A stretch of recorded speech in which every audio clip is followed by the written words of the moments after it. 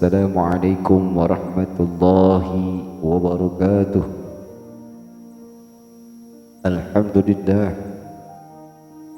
لله الذي أمرنا أن نصلح معيشتنا لنيل الرضاء والسعادة وتقوم بالواجبات بعبادته وتقواه.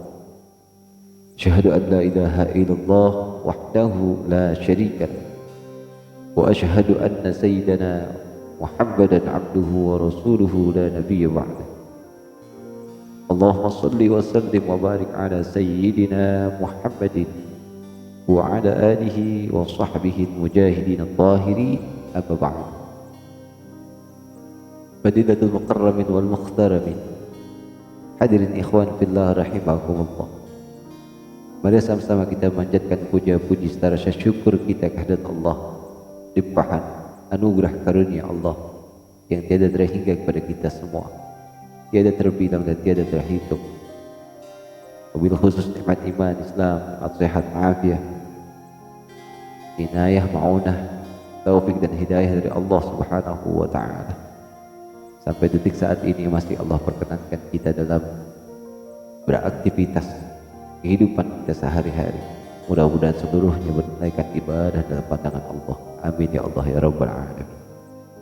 Salawat dan salam pada baginda Nabi Nabi Muhammad SAW dan para keluarganya, para sahabatnya, dan juga orang-orang beriman sampai akhir zaman. Amin ya Allah. Hadirin ikhwan fillah rahimakumullah. Kita tahu bersama bahwa negeri kita, bangsa Indonesia, merupakan salah satu negara yang memiliki penduduk mayoritas muslim. Kondisi ini tentunya tidak menjadikan Indonesia sebagai negara agama, sebab konsep yang telah terbangun negeri kita adalah Republik Indonesia, bukan negara agama. Dengan demikian, negara dan masyarakat Indonesia harus mengayomi, melindungi keragaman agama yang berada di Indonesia. Semua perbedaan harus disikapi, diterima sebagai anugerah dari Allah. Keragaman harus kita bisa jadikan sebagai ladang dalam beribadah kepada Allah, saling berlomba-lomba dalam berbuat kebaikan. Mari sama-sama kita laksanakan sebagaimana yang disabdakan Rasulullah, al-jama'atu rahmatun wal firqatu 'adzabun. Dengan kita bersatu menjaga kesatuan kita satu sama lain, kita akan kuat sehingga turun rahmat dari Allah. Wal firqatu 'adzabun, jangan kita bercerai-berai karena akibatnya azab Allah buat kita semua. Na'udzubillah.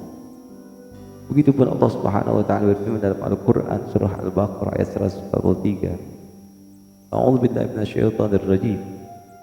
Bismillahirrahmanirrahim. Wa kadzalika ja'alnakum ummatan wasatan litakunu syuhada'a 'alan nas wa yakuna rasulu 'alaikum syahida. Yang artinya, dan demikian pula kami telah menjadikan kamu umat Islam, umat pertengahan, agar kamu menjadi saksi atas perbuatan manusia. Kita adalah saksi, dan agar Rasulullah SAW, Nabi Muhammad, menjadi saksi atas perbuatan kita. Ayat ini mengingatkan kepada kita semua bahwa Allah Subhanahu wa ta'ala memberikan petunjuk pada umatnya untuk senantiasa menjadi umat yang wasatiyah, umat yang moderat, umat yang proporsional, berada di tengah dalam berbagai hal, khususnya moderat dalam beragama. Kita diperintahkan untuk tidak beragama secara ekstrim, baik ekstrim kanan maupun ekstrim kiri. Dalam beragama, Allah juga memerintahkan kepada kita untuk tidak berlebih-lebihan atau diistilahkan dengan yang disebut dengan gulu. Bagaimana Allah berfirman dalam surah An-Nisa ayat 171. Bismillahirrahmanirrahim. Ya ahlal kitab la taghlu fi dinikum wa la taqulu 'ala Allahi illa al-haqq. Wahai ahli kitab, janganlah kamu melampaui batas dalam agamamu. Janganlah kamu mengatakan terhadap Allah kecuali yang benar. Hadirin yang dirahmati Allah, dalam konteks kehidupan di negeri kita bangsa Indonesia ini, bersikap moderat telah mampu menempatkan diri pada situasi perbedaan dan keberagaman yang sudah menjadi sunatullah. Kita tahu bahwa Indonesia adalah negara yang dianugerahi kebinekaan. Kurang lebih 1.340 suku, 1.239 warisan budaya, 1.211 bahasa, termasuk agama. Indonesia berjumlah penduduknya 272 juta dengan 86,88% umat Islam, 10,58% Kristen, termasuk dalamnya Protestan, Katolik, 1,71% Hindu, 0,75% Buddha, 0,03% Konghucu, dan 0,05% agama yang lain. Jika kita tidak moderat, tidak wasatiyah dalam bersikap dan pertengahan, maka perbedaan yang ada akan saling berbenturan tentunya, sehingga rawan terjadi konflik, perpecahan. Oleh karenanya, para pendiri bangsa telah dengan bijak merumuskan ideologi yang sangat tepat dalam menaungi kebinekaan keberagaman ini. Yakni apa? Ideologi Pancasila yang dibingkai di dalam Negara Kesatuan Republik Indonesia. Bersikap moderat atau dengan istilah mudahnya adalah santai, biasa-biasa saja. Sudah dicontohkan oleh para alim ulama Nusantara kita yang dengan bijak mampu berdakwah dengan menggunakan infrastruktur budaya. Para ulama bisa menanamkan prinsip yang memadukan beragama, berbudaya, berbangsa dalam satu tarikat nafas bersama-sama. Kita seiring dengan adanya revolusi teknologi saat ini, informasi mudah diakses oleh siapapun, dimanapun, kapanpun. Paham keagamaan radikal ekstremis bermunculan seperti jamur di musim hujan. Paham keagamaan transnasional dari luar negeri yang awal tidak dikenal di Indonesia masuk mempengaruhi paham keagamaan yang modern di Indonesia dengan memanfaatkan teknologi. Termasuk mereka melakukan propaganda untuk mengganti ideologi Pancasila dan NKRI dengan sistem yang menafikan perbedaan dan keragaman seperti sistem khilafah dan sejenisnya. Padahal Allah menciptakan perbedaan bukan untuk saling bermusuhan, namun untuk saling melengkapi dengan saling kenal mengenal. Allah berfirman dalam Al-Quran dalam surah Al-Hujurat ayat 13. Bismillahirrahmanirrahim. Ya ayuhan nas, inna khalaqnakum min dzakarin wa untha wa ja'alnakum syu'uban wa qabaila lita'arafu. Inna akramakum indallahi atqakum.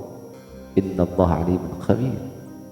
Wahai manusia, sungguh kami telah menciptakan kamu dan dari seorang laki-laki dan seorang perempuan. Kemudian kami jadikan kamu berbangsa-bangsa, bersuku-suku. Agar apa? Agar saling mengenal satu sama lain. Sungguh yang paling mulia di antara kamu di sisi Allah ialah orang yang paling bertakwa. Sungguh Allah Maha mengetahui dan Allah Maha teliti. Saudara-saudara yang dirahmati Allah, beragama secara moderat menjadi kunci kemaslahatan dalam kehidupan berbangsa dan bernegara. Maka usaha kita untuk menjadikan diri kita sosok yang moderat, di antaranya adalah dengan terus menambah pengetahuan, yakni terus belajar, memahami esensi, menambah pengetahuan tentang agama. Sebab agama tidak kacau. Jadi orang yang beragama maka tidak kacau, seharusnya fleksibel dalam kehidupan di masyarakat, menyikapi perbedaan yang ada di masyarakat. Kalau sudah kita ada kesadaran diri kita, maka tentunya tidak akan bersikap merasa paling pintar, merasa paling benar, gampang menyalahkan orang lain, membenarkan kelompok sendiri, golongan sendiri, menyalahkan kelompok dan golongan orang lain. Hadirin rahimakumullah, dalam beragama kita juga harus mengganti emosi keagamaan dengan cinta keagamaan. Emosi dan terlalu semangat dalam beragama tanpa dilandasi dengan pengetahuan, ilmu yang memadai, malah justru akan menjadikan seorang bisa melanggar tuntunan agamanya sendiri. Selain itu, kita harus selalu berhati-hati dari godaan setan yang selalu mengganggu niatan ibadah, memasukkan unsur-unsur riya, sombong, paling benar sendiri, paling saleh sendiri, baik sendiri di dalam hati kita masing-masing. Oleh karenanya, mari kita kuatkan niat beribadah bukan karena motif dan misi yang lain, terlebih misi yang bersifat duniawi. Jangan sampai ibadah kita sia-sia. Rasulullah SAW sudah menegaskan dalam hadisnya di kitab Ta'lim Muta'alim, kam min amalin yatasawwar bi surati a'mali dunya wa sayyiru bi husnil niyyah min a'malil akhirah. Kam min amalin yatasawwar bi surati a'malil akhirah thumma yasiru min a'malid dunya bi su'in niyyah. Banyak amalan yang tampak sebagai perbuatan duniawi berubah menjadi perbuatan akhrawi lantaran niat yang bagus. Banyak pula amalan yang terlihat sebagai perbuatan akhrawi berubah menjadi perbuatan duniawi lantaran niat yang buruk. Saudara-saudaraku, ikhwan fillah yang dirahmati Allah, inti dari paparan ini, mari kita terus menebar perdamaian di masyarakat kita melalui moderasi agama. Semoga kita bisa terus menebar kesejukan dalam kehidupan berbangsa dan beragama dengan nilai-nilai dan sikap moderat. Moderat dalam beragama, maslahat dalam berbangsa. Amin ya Allah ya Rabbal Alamin. Assalamualaikum warahmatullahi wabarakatuh.